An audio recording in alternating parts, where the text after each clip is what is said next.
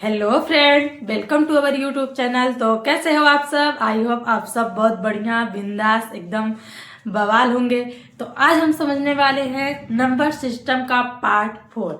अगर आपने पार्ट 1, 2, 3 नहीं देखा है तो हम लिंक डिस्क्रिप्शन में दे रहे हैं, आप जाके देख सकते हैं। तो आ जाओ सीधा बोर्ड पे।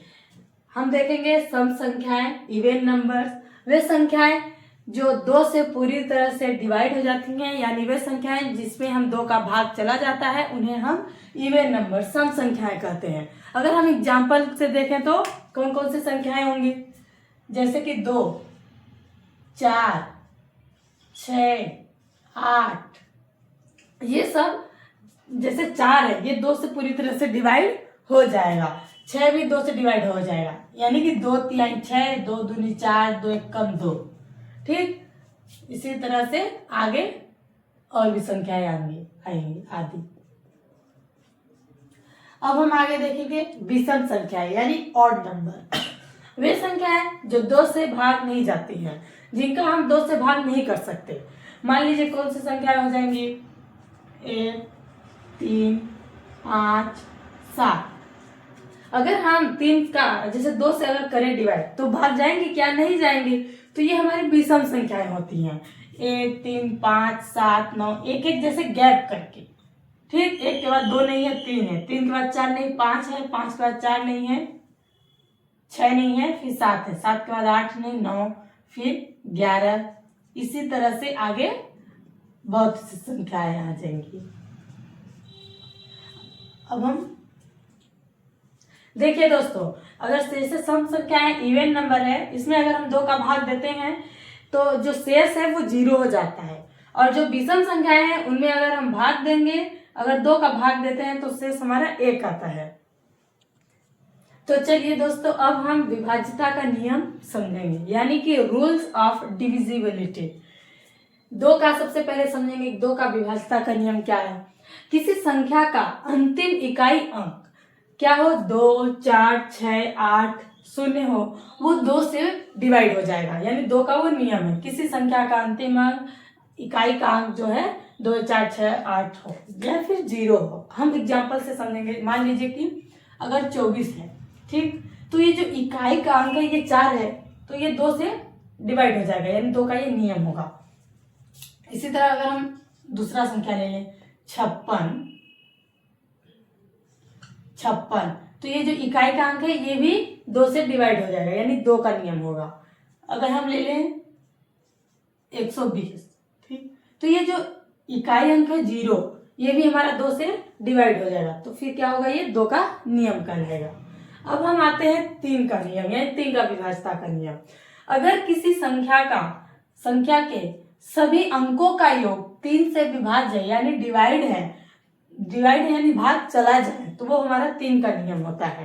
मान लीजिए भी हम एक एग्जांपल लेते हैं, 123, ठीक, तो क्या बोल रहा है, सभी अंकों यानी कि इकाई, दहाई, सैकड़ा, इन तीनों अंकों का योग जो है 3 से डिवाइड हो जाना चाहिए। तो हम करके देखते हैं, इसको सभी अंकों का जोड़ के देखते हैं। 1, 2, 3, कितना आ जाएगा, 3, 2, 5, 1, 6, ठीक। अब हम अगर 6 का 3 से अगर हम डिवाइड करें, क्योंकि 3 का नियम है, तो हम अगर 3 को 6 से डिवाइड करते हैं तो कितना आ जाता है, 3 दूनी 6, यानी भाग चला जाता है। तो ये हमारा 3 का नियम हो गया। चलिए दोस्तों, अब हम 4 का नियम समझते हैं। 4 का नियम क्या कहता है, यदि किसी संख्या का आखिरी अंक यानी अंतिम 2 अंक जो है वो 4 से डिवाइड हो जाता है तो वो 4 का नियम होगा। मान लीजिए अगर हम एग्जाम्पल ले लेते हैं, जैसे है 624, तो क्या बोल रहा है, आखिरी 2 अंक, जो ये अंतिम 2 अंक है, ये 4 से अगर डिवाइड हो जाएगा तो वो 4 का नियम होगा। तो हम करके देखते हैं। 624 में हमारा अंतिम 2 अंक है 24, तो हम 24 को अगर हम डिवाइड करके देखें, किससे डिवाइड करके देखेंगे, 4 से, तो ये डिवाइड हो जाएगा, 4 6 24, तो ये हमारा 4 का नियम हो जाएगा। अब हम आते हैं 5 के नियम पे। तो जिस संख्या का अंतिम अंक, आखिरी जो अंक है, अंतिम अंक है जो 0 या 5 हो, वो हमारा 5 का नियम होगा। हम अगर एग्जाम्पल ले लें, मान लीजिए 45 है, तो ये जो आखिरी अंक है ये 5 है, ये हमारा 5 से डिवाइड हो जाएगा, 5 9 45। इसी तरह अगर हम ले लेते हैं 100, ये जो आखिरी अंक है 0, ये भी हमारा 5 से चला जाएगा। इसी तरह और भी हो जाएंगे एग्जाम्पल। तो चलिए दोस्तों, अब हम समझते हैं 6 का नियम। 6 का नियम क्या कहता है? जो संख्या 2 और 3 से डिवाइड है यानी भाग चला जाता है, वो हमारा 6 का नियम होता है। जो संख्या 2 और 3 से डिवाइड हो जाती है, मान लीजिए हम अगर संख्या ले लेते हैं एग्जाम्पल में, जैसे 132 है, ठीक। तो ये क्या बोला है? 2 और 3 से डिवाइड है, ये 2 से भी है और 3 से भी है, तो ये हमारा 6 का नियम होगा, ठीक। अगर डिवाइड करके देखना चाहें 2 से, तो 2 छक्का 12, 2 छक्का 12, ठीक। तो ये डिवाइड चला जाएगा। इसी तरह अगर हम 3 का करके देखें 3 से, तो 3 चौक 12, फिर 3 चौक 12, यानी कि 132 जो है 2 और 3 दोनों से डिवाइड हो जा रहा है, तो ये हमारा 6 का नियम है। अब हम आगे समझते हैं 7 का नियम। अंतिम 7 का नियम क्या बोलता है? अंतिम अंक का दोगुना कर बाकी संख्या से घटा दे। यानी अगर कोई भी संख्या अगर हम लें तो उसके अंतिम अंक को हम 2 गुना कर दें। अगर 4 होगा तो हम उसका 2 गुना कर देंगे, 4 दूनी 8 हो जाएगा। तो और जो बाकी बची संख्या है उनको हम घटा दें। अगर हम एग्जाम्पल से समझेंगे, मान लीजिए हमारे पास 203 है, ठीक। तो क्या बोल रहा है? ये जो अंतिम अंक को हम 2 गुना कर देंगे, ये जो 3 है इसको हम 2 गुना यानी 2 से हम गुणा कर देंगे, तो कितना आ जाएगा? 6, ठीक। और ये जो 6 है, 6, ठीक। बाकी संख्या, ये जो बाकी संख्या बची है 20, इसको हम 6 से घटा देंगे, यानी 20 को 6 से घटा देंगे, तो कितना आ जाएगा? 14। तो ये जो 14 है ये 7 से डिवाइड हो जाएगा,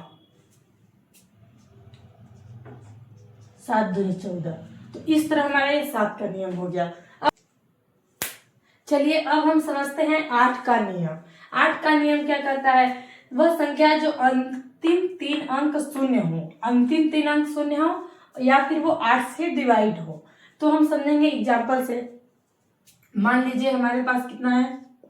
8 है, 8000 है। तो इसके जो अंतिम 3 अंक हैं वो शून्य है, तो ये हमारा 8 से डिवाइड हो जाएगा, तो ये हमारा 8 का नियम हो जाएगा। अगर एक और हम एग्जाम्पल ले लें 1416, तो ये जो इसका अंतिम 3 अंक है वो 8 से डिवाइड हो जाएगा, तो ये हमारा 8 का नियम कहलाएगा। 416 है, तो 416 को अगर हम 8 से डिवाइड करें तो हो जाएगा, देखते हैं, 8 पंचे 40, 8 दूनी 16, तो ये डिवाइड हो गया। इसका मतलब ये जो 1416 था, 8000 था, ये 8 के नियम में आते हैं, यानी कि जो लास्ट अंक है ये 0 भी है और अंतिम 3 अंक हमारा 8 से डिवाइड हो जा रहा है, ठीक। अब आगे हम समझेंगे 9 का नियम। 9 का नियम क्या कहता है? सभी अंकों का योगफल 9 हो, वो हमारा 9 से डिवाइड हो जाएगा। सभी अंकों का योगफल 9 से डिवाइड हो जाए, तो अगर हम एग्जाम्पल से समझें 700, अगर हम कुछ 729 ले लेते हैं, ठीक। तो हम इन सभी संख्याओं को अगर हम जोड़ें, जो उसका योगफल है वो हमारा 9 से डिवाइड हो जाता है, तो हमारा 9 का नियम होगा। तो हम सबसे पहले इसका योग कर लेते हैं। अब हम अगर जोड़ते हैं 729 को, 7 2 9 9 9 18, ठीक। ये जो 18 है ये 9 से डिवाइड हो जाएगा, तो ये 8 का नियम 9 का नियम कहलाएगा। डिवाइड करके देखेंगे किससे? 9 से। 9 दूनी 18, ठीक। तो ये हमारा 9 का नियम हो जाएगा।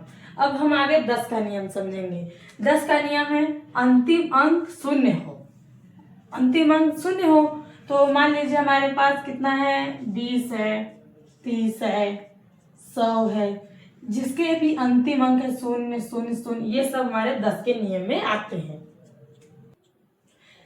तो अब हम समझेंगे 11 का नियम। 11 का नियम क्या कहता है? यदि किसी संख्या के सम स्थानों का अंकों का योग जो है, सम स्थान यानी 2 4 6 का योग तथा विषम स्थान यानी 1 3 5 के अंकों का योग जो है अंतर 0 हो, यानी कि पहले हम सम स्थान का योग करेंगे, यानी 2 4 6 का हम योग यानी जोड़ेंगे।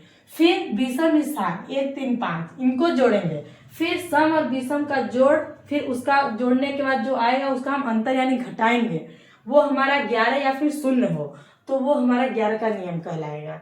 हम एक एग्जाम्पल ले लेते हैं। जैसे एग्जाम्पल है, ठीक, 10,527 है। ठीक, तो इसका हम क्या करेंगे, सबसे पहले सम स्थान देखेंगे। सम स्थान कौन कौन सा है, 0 है और 2 है, यानी कि ये हमारा सम है और ये भी सम है, 0 भी सम है 2 भी सम है, ये दोनों हमारे सम स्थान में आ गए। ठीक, और ये जो है 1 5 7 ये हमारा विषम नंबर है, यानी विषम स्थान हो गया। तो हम क्या करेंगे, इनका जोड़ कर लेंगे। तो सबसे पहले हम 1 5 7 यानी विषम का जोड़ अगर करें, 1 5 7 ये हमारा विषम है। हम यदि इसका जोड़ करें तो कितना आ जाएगा, 13 आ जाएगा। ठीक, अब हम अगर सम का जोड़ करें, 0 और 2, 0 और 2 ये हमारा सम है, तो कितना आ जाएगा, 2 आ जाएगा। अब हम क्या करेंगे, इन दोनों का अंतर करेंगे, अंतर होगा, योग करने के बाद अंतर करेंगे विषम और सम का, यानी कि 13 में अगर हम 2 घटाएं तो कितना आ जाएगा, 11। तो ये जो 11 है, अगर 11 आ गया तो हमारा 11 का नियम कहलाएगा। इसी तरह अब हम 12 का नियम समझेंगे। 12 का नियम क्या कहता है, जो संख्या 3 और 4 से विभाज्य है, यानी 3 और 4 से अगर उसका डिवाइड हो जाता है तो वो हमारा 12 का नियम है। तो अगर हम एक एग्जांपल ले लें, जैसे कि 132। ठीक, अब हम इसमें 3 और 4 का हम अब इसको डिवाइड करके देखेंगे। अगर डिवाइड हो जाएगा तो ये हमारा 12 का नियम कहलाएगा। तो हम इसको डिवाइड करके देखेंगे 3 से, तो 3 चौक 12 एक बचा, फिर 3 चौक 12, तो ये डिवाइड हो गया। अब हम 4 से करके देखेंगे। अब हम इसका 4 का यदि करें तो 4 तिहाई 12, फिर एक बचा 4 तिहाई 12, तो इस तरह हमारा 12 का विभाज्यता का नियम हो गया। तो चलिए दोस्तों, अब हम समझेंगे दशमलव यानी कि डेसिमल। दशमलव क्या होता है, दशमलव परिभाषा से समझेंगे। दशमलव वे संख्याएं हैं जिनमें 2 भाग होते हैं। दशमलव के 2 भाग होते हैं, एक है कि जो पहला भाग है वो पूर्ण भाग होता है और दूसरा भिन्नात्मक भाग। अगर हम इसके एग्जाम्पल में अगर ले लें तो एग्जाम्पल से हम अगर समझते हैं, मान लीजिए हमारे पास कितना है, एग्जाम्पल से अगर हम समझें, जैसे हमारे पास है 15.32। ठीक, तो दशमलव में 2 भाग होते हैं। पहला भाग, ये दशमलव के पहले वाला जो आ रहा है ये पहला भाग, और ये जो दशमलव के बाद वाला आ रहा है ये हमारा दूसरा भाग, यानी भिन्नात्मक भाग होता है। और इसको क्या बोलेंगे, दशमलव बिंदु। इसको बोलेंगे दशमलव बिंदु, दशमलव बिंदु। अब हम ये जो 15 है ये हमारा पूर्ण भाग है, यानी जो दशमलव के पहले वाला आ रहा है ये हमारा पूर्ण भाग है, और जो दशमलव के बाद वाले हैं ये हमारा भिन्नात्मक भाग, यानी दशमलव के बाद वाले अंक को क्या बोलेंगे, दशमलव के बाद वाले जितने भी नंबर हैं, जितने नंबर हैं यानी जितनी संख्याएं हैं, जैसे कि संख्याएं कितनी है हमारे पास, 2 है, 3 और 2। ठीक, तो जितने नंबर होंगे उतने शून्य होंगे, उतना 0 होगा, उतने शून्य होगा। अगर हम इसे भिन्नात्मक में लिखें, जैसे कि ये दशमलव के बाद वाला जो अंक है दूसरा भाग है, ये अगर हम इसे भिन्नात्मक यानी बटे के रूप में लिखें तो हम इसको कैसे लिखेंगे, 32 को, ये जो 32 है उसको हम कैसे लिखेंगे, 32 है दशमलव के जस्ट बाद यानी एक अंक है, तो इसका हमारा 0 कितना आएगा, 1 0 आएगा। दशमलव के बाद अगर एक अंक है तो वो 1 0, फिर दशमलव के बाद यदि 2 अंक है तो 2 जीरो। तो हम अगर इसको 3 को अगर हम लिखें तो कैसे लिखेंगे, दशमलव के जस्ट बाद है ये, तो ये जो 3 है इसको हम अगर बट्टे यानी भिन्न के रूप में लिखें तो कैसे लिखेंगे, 1 शून्य लिखेंगे। दशमलव के बाद 1 अंक है तो 1 शून्य। ठीक, अगर हम इसको ऐसे ही 2 को लिखें तो कैसे लिखेंगे, 2 बटे दशमलव के बाद 2 अंक हैं तो 2 शून्य होगा। इस तरह हमारा ये दशमलव हो जाता है। इसका पहला भाग दशमलव के पहले वाला, दूसरा भिन्नात्मक में लिखते हैं। दशमलव के बाद जितने अंक होंगे उतने हम शून्य लगाते हैं। तो दोस्तों अब इसका आने वाले वीडियो में हम इससे संबंधित हम क्वेश्चन करेंगे। तो आई होप आपको ये वीडियो पसंद आया होगा। वीडियो पसंद आई होगी तो आप वीडियो को लाइक करें, अपने दोस्तों के साथ शेयर करें और चैनल को सब्सक्राइब कर लीजिए। Thank you so much.